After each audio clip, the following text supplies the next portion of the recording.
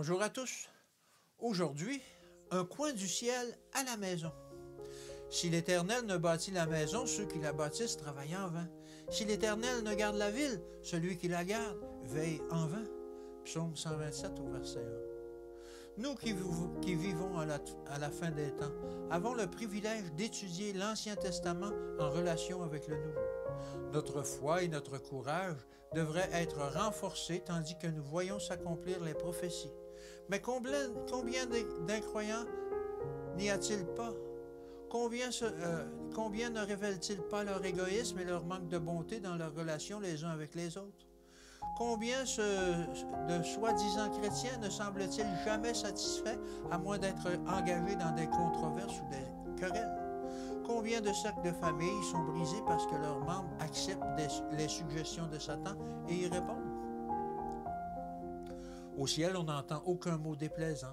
On n'y abrite aucune pensée peu aimable. Là, l'envie, les soupçons, la haine et les querelles ne trouvent pas place.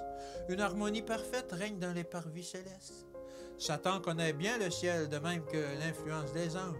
Son ouvrage consiste à influencer dans chaque famille les cruels éléments de l'obstination, de la dureté et de l'égoïsme. C'est ainsi qu'il cherche à détruire le bonheur de la famille. Il sait que l'esprit qui règne au foyer sera transmis à l'Église. Que le père et la mère veillent constamment sur leurs paroles et leurs actions. Le mari doit se conduire envers sa femme, la mère de ses enfants, avec le respect qui lui est dû. Et la femme doit aimer et respecter son mari comme son mari. Comment peut-elle le faire s'il agit envers elle comme envers une servante? La régente la commande, la gronde, lui reproche ses manques devant ses enfants. Il la force à cesser de l'aimer et même à le haïr. Que Dieu aide les pères et les mères à ouvrir les fenêtres de leur âme vers le ciel et à laisser pénétrer le soleil du Christ dans la vie du foyer. À moins qu'ils ne le fassent, ils seront enveloppés par la brume et un brouillard des plus néfastes à la spiritualité. Père et mère, instillez la douceur, la luminosité et l'espérance dans la vie de vos enfants. L'amabilité et l'amour feront des merveilles. Ne punissez jamais un enfant lorsque vous êtes en colère.